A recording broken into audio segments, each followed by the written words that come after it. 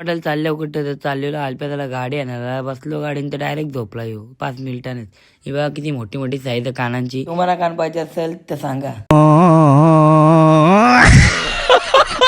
किंवा बघा रोहित भाई आमच्या गावाचा टॉपचा एडिटर. तुम्हाला जर एडिट करायचं असेल कंची पण एडिटिंग असेल तर याला सांगा तुम्ही भाई, मला कमेंट करा, मी त्याला सांगेन यांची व्हिडिओ एडिट करा एकदम फ्रीमध्ये. तर आलो पुढे तर टाकली सीएनजी. तर मोहित बोलत सीएनजी नाही पेट्रोल पंप अरे दहा गाडवा. तर राजाला बघतो मॅच ना पोचलं मग गाडी घ्यायला.